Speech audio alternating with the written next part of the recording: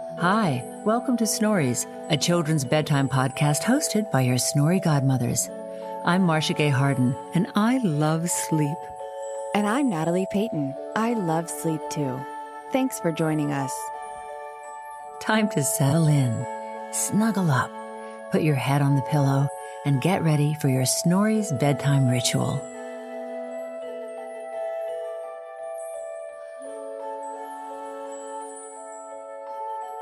First, we start with mindful talk. Your Snory godmothers want to share our experience with you about kindness and making good choices. Choosing to be kind even when others are not is hard. So we'd like to encourage you to rise above it when people don't treat you well. But you can always protect yourself by setting boundaries. Boundaries are when you let someone know that you don't accept their behavior. Repeat after your Snory godmother, Marcia. Say it quietly or say it in your mind. But don't just say it, kiddos. Really feel it and experience the energy of the words. I make good choices. Yes, you do. I set healthy boundaries for myself. Good for you. Boundaries are empowering. I promote peace within my family. Being a peacemaker is fantastic. I'm patient. And that's stellar, because here's your Snory science tip. Did you know that if you have trouble sleeping, there are many behaviors you can learn that will help you make better habits? One important one is get out of bed at the same time each morning. So be patient with yourself as you learn to practice good habits. I choose kindness over selfishness. That's the spirit.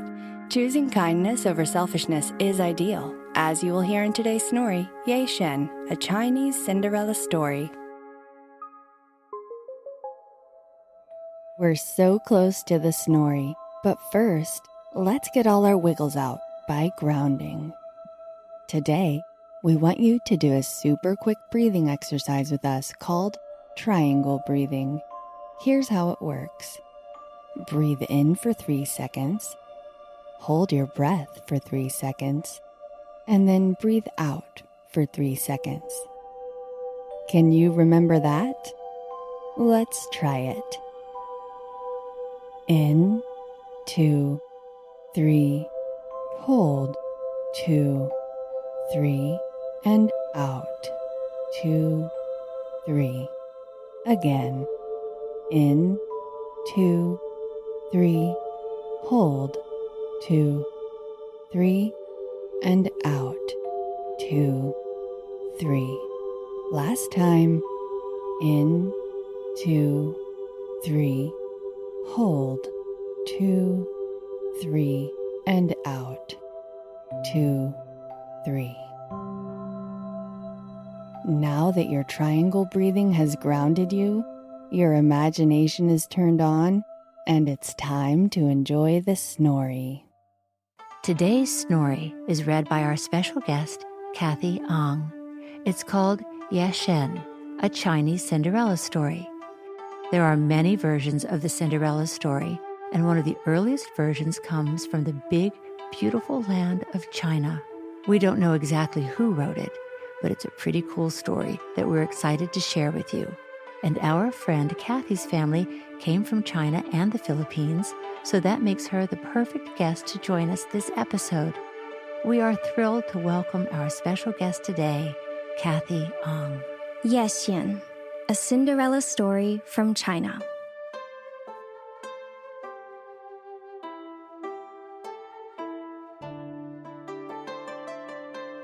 Once upon a time, in a far-off land called China, a very smart, lively, and robust girl was born to a great chief and his wife.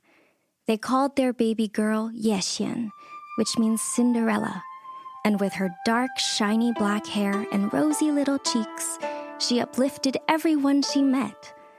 In the courtyard of their home, called a 四合院, laughter could always be heard.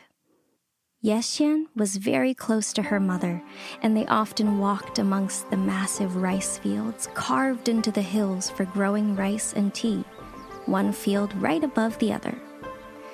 "The rice paddy fields are like giant steps, Mama," cried Yeh-Shen. "Yes, my little one," smiled her mother. "They're like a giant staircase leading up to the sky." Sadly, Yeh-Shen's mother fell ill, and soon after, she died. Yeh-Shen and Chief Wu were so lonely, so the chief married a second wife, who also gave birth to a baby girl. They named her Ling Ling. Chief Wu was a kind-hearted husband and a very loving father to his 2 daughters. But as the years went by, his new wife, Yeh-Shen's stepmother, developed a very bad temper and was mean to Yeh-Shen. Ling Ling pulled her sister Yeh-Shen's shiny hair and stamped her feet and yelled at her whenever Yeh-Shen did better at a game or in school. And one winter, Chief Wu got very sick, and he took to his bed and also died. The only friend that Yeh-Shen had was a fish that lived in the Yangtze River, whom she loved and raised. It was a beautiful fish with golden eyes, and every day it would come out of the water and rest its head on the bank of the river, waiting for Yeh-Shen to feed it. Though her stepmother barely gave Yeh-Shen enough food to eat, Yeh-Shen always managed to share some of it with her golden fish, which grew to enormous size. One day, Yeh-Shen's stepsister Ling Ling saw Yeh-Shen feeding her golden fish, and she ran home and told her mother, Mother, Yeh-Shen has something I don't have, a beautiful golden fish that plays with her." Stepmother was terribly angry to discover that Yeh-Shen had kept a secret from her. She hurried down to the shore, yelling, "What do you have? What are you doing?"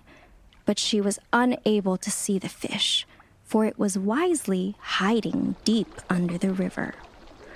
"Where can this creature be? I must see it," scowled the stepmother to Yeh-Shen. But Yeh-Shen said nothing. The stepmother was a crafty woman, and she soon thought of a plan. She walked home and called out, "Yeh-Shen, go and collect some firewood. But just in case our neighbors see you, leave your filthy coat here. It is an embarrassment." So, Yeh-Shen took off her coat and went to collect the wood. The minute Yeh-Shen was out of sight, stepmother slipped on the coat herself and went down again to the river. This time, the big fish saw Yeh-Shen's familiar jacket and heaved itself onto the bank, expecting to be fed. But instead, the stepmother scooped up the fish, put it in the sack, and took it home to cook for dinner. When Yeh-Shen came to the river that evening, she called and called for her pet, but it never came. It had disappeared. Overcome with sadness, she collapsed on the ground and sobbed, her tears dropping into the still waters near the river bank. "Ah, poor child," a gentle voice said. Yeh-Shen sat up to find a very old man looking down at her. He wore the roughest of clothes, and he smiled gently behind a long white mustache. His white hair flowed down over his shoulders, and he seemed to float just off the ground. "Kind sir, who may you be?" Yeh-Shen asked. "That is not important, my child. All you must know is that I have been sent to tell you of the wondrous powers of your fish." "My fish? But, sir, my fish is..." The girl's eyes filled with tears, and she could not go on. The old man sighed and said, I have come bringing you a gift. Now you must listen carefully to this. The bones of your fish are filled with a powerful spirit. Your stepmother threw them into the compost pile, but you must gather them and keep them with you always. Whenever you are in serious need, you must kneel before the bones and let them know your heart's desire. But be wise, do not waste their gifts. Yeh-Shen wanted to ask the old sage many more questions, but he suddenly rose to the sky before she could utter another word. With a heavy but curious heart, Yeh-Shen made her way to the compost heap to gather the bones of her golden fish friend. Time went by, and Yeh-Shen, who was often left alone, took comfort in speaking to the fish bones. When she was hungry, Yeh-Shen discovered that if she asked the bones for food, little rice cakes would appear. In this way, Yeh-Shen managed to live from day to day. But she lived in great fear that her stepmother would discover her secret and take even that away from her. Time passed, and spring came. Cherry blossom trees and peonies were in bloom, and the pear and peach trees were just beginning to bear delicious-smelling fruit. Festival time was approaching. It was the busiest time of the year. At the spring festival, young men and young women from the village hoped to meet, eager to choose someone to marry. How Yeh-Shen longed to go, but her stepmother had other plans. Stepmother wanted to find a husband for her own daughter Ling and did not want any man to see the delightful Yeh-Shen first. When the festival finally arrived, stepmother and Ling dressed themselves in fine silk hanfu tunics that Yeh-Shen had sewed for them, and they tied lovely, colorful sashes around their waists. They put fazan decorations in their hair and filled their baskets with sweetmeats that Yeh-Shen had cooked for them. "You stay here," stepmother told Yeh-Shen. Yeh-Shen sat down on a rock all alone and cried. Then she angrily wiped her tears away. Well, crying isn't helping, she thought. She quickly jumped up and went to speak to the bones of her fish. "Oh, dear friend," she said, kneeling before the precious bones. "I long to go to the festival, but all I have are these rags to wear and bare feet. I could never show myself looking like this. Is there somewhere I could borrow clothes beautiful enough to wear to the feast?" Suddenly, the wind began to circle around her, and she heard magical chimes. When the wind stopped, she found herself dressed in a hanfu gown of azure blue, with a cloak of kingfisher feathers draped around her shoulders. Best of all, on her tiny feet were the most beautiful slippers she had ever seen. They were woven of golden threads in a pattern like the scales of a fish, and the glistening soles were made of solid gold. There was magic in the shoes, for they should have been quite heavy, yet when Yeh-Shen walked, her feet felt as light as air. "You are lovely. Have fun," said the spirit of the bones. "But be sure you do not lose your golden shoes." Yeh-Shen promised to be careful. That day, Yeh-Shen turned many heads as she appeared at the feast. All around her, people whispered, "Look at that entrancing girl. Who can she be?" But over the murmurs, Ling was heard to say, "Mother, doesn't she look a little like Yeh-Shen?" Upon hearing this, Yeh-Shen jumped up and ran off before her stepsister could look more closely at her. "Where is she going?" asked stepmother. Yeh-Shen raced down the mountainside, running as fast as she could down the rice field stairs. But she ran so fast that she lost one of her golden slippers. Oh no! No sooner had the shoe fallen from her foot than all her fine clothes turned back to rags. Only one thing was left of all the clothing, the other tiny golden shoe. Yeh-Shen looked for the lost shoe, but it was now dark, and she couldn't find it. Yeh-Shen hurried to the bones of her fish and returned the other slipper, promising to find its mate. But now the bones were silent. "Why won't you talk to me?" Sadly, Yeh-Shen realized that she had lost her only friend. She hid the little shoe in her straw bed. Yeh-Shen was so disappointed in herself. How could she have lost the other golden slipper?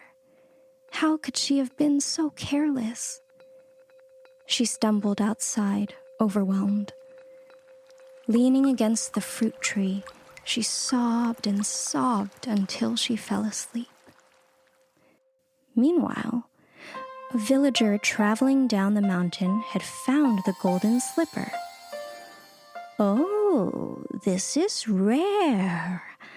Recognizing its worth, he sold it to a merchant who presented it in turn to the king of the island kingdom, Tohan. "Oh my, this is lovely," said the king. "I am more than happy to accept this slipper as a gift." The more he marveled at its beauty, the more determined he became to find the woman to whom the shoe belonged. "Every woman in the kingdom must try on the shoe until we find the woman that it fits," declared the king. He ordered the slipper placed in a pavilion by the side of the road near where it had been found. Then, from a nearby hiding place, the king and his men settled down to watch and wait for a woman with tiny feet to come and claim her slipper. All that day, the pavilion was crowded with village women who had come to test a foot in the shoe. Yeh-Shen's stepmother and stepsister were among them, and with much grunting, they tried to squeeze their feet into the shoe. "It just might fit," said Ling Ling. "Move over. Let me try," said stepmother. "Ouch! It's too small." But Yeh-Shen was not there. She did not get to try on the slipper because stepmother and Ling Ling had told her to stay home. By day's end, although many women had eagerly tried to put on the slipper, it still did not fit anyone. Wearily, the king said, "We will stay through the night." The men laid down soft blankets and fell asleep. It wasn't until the blackest part of the night, when the moon hid behind a cloud, that Yeh-Shen dared to show her face at the pavilion. And then she tiptoed bravely across the wide floor. Sinking down to her knees, the girl in rags examined the tiny shoe. Only when she was sure that this was the missing mate to her own golden slipper did she boldly pick it up. "At last," she thought, "I can return both little shoes to my fish bones.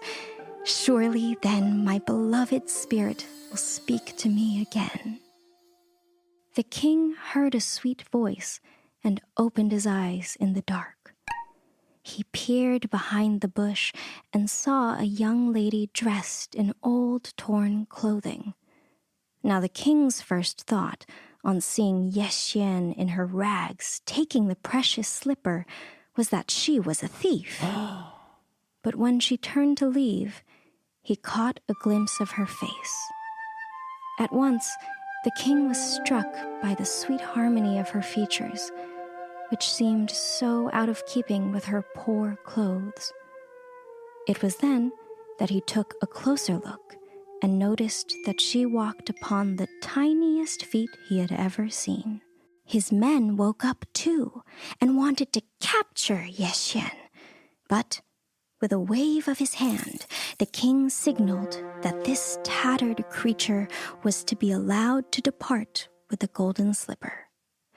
Quietly, the king's men followed her home.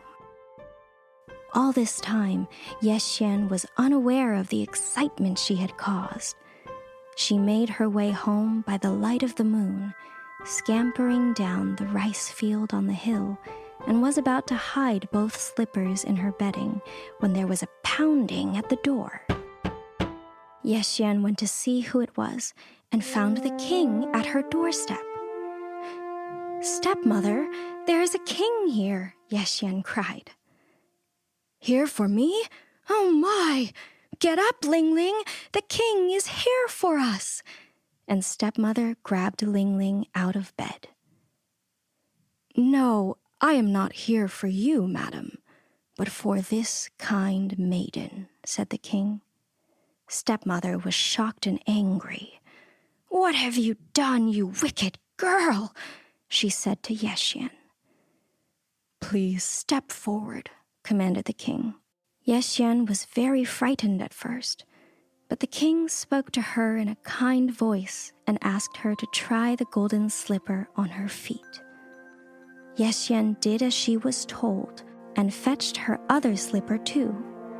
And as she stood in her golden shoes, her rags were transformed once more into the feathered cloak and beautiful azure gown. She seemed a heavenly being, and the curious king asked her how she came to find this slipper.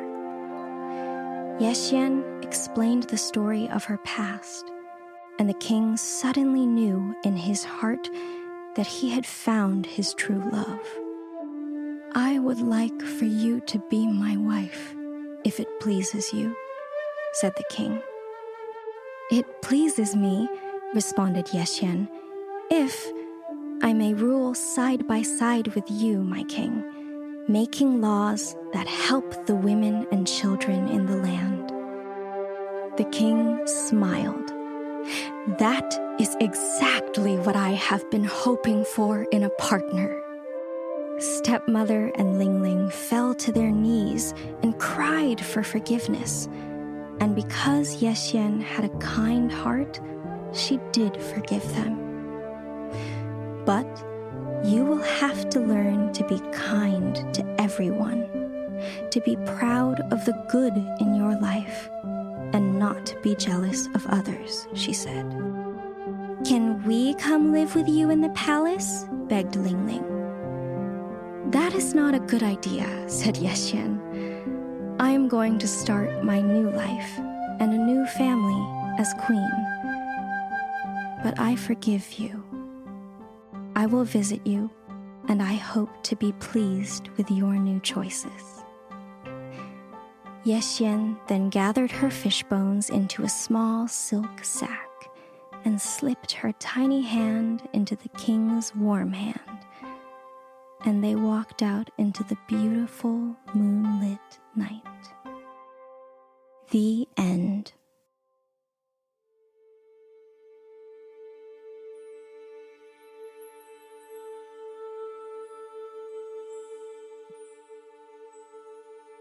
Now it's time to calm your body down.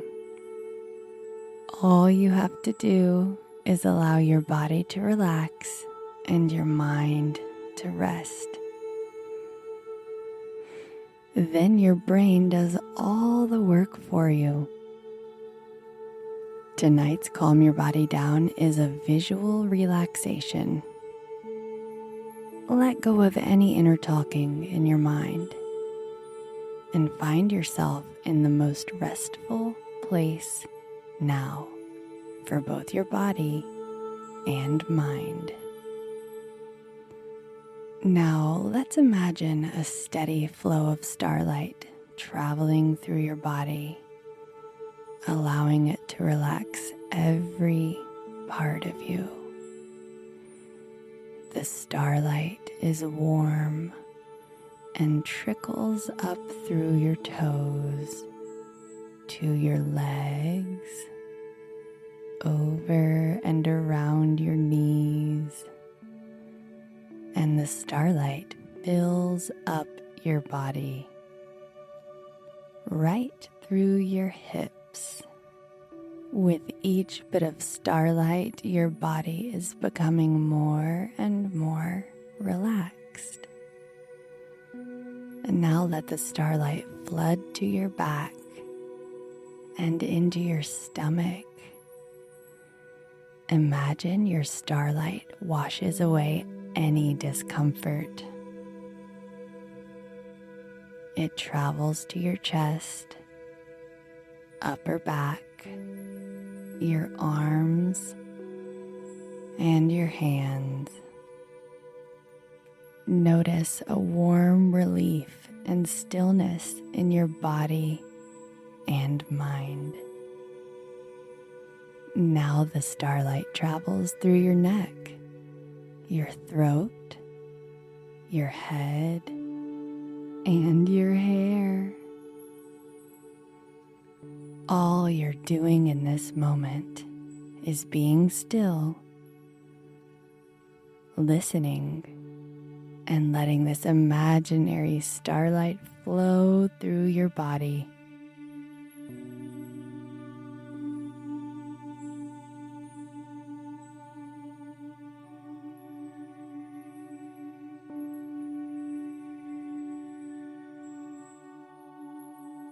Bring your awareness back to your body.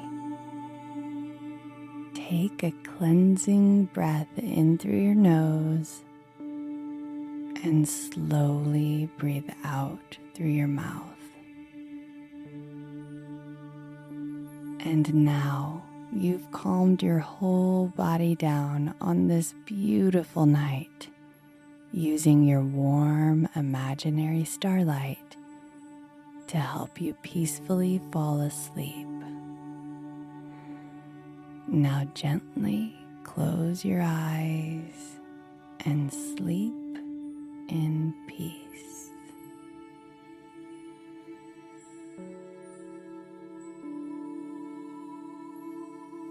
Sweet dreams, sleep tight, and know that everything's going to be all right.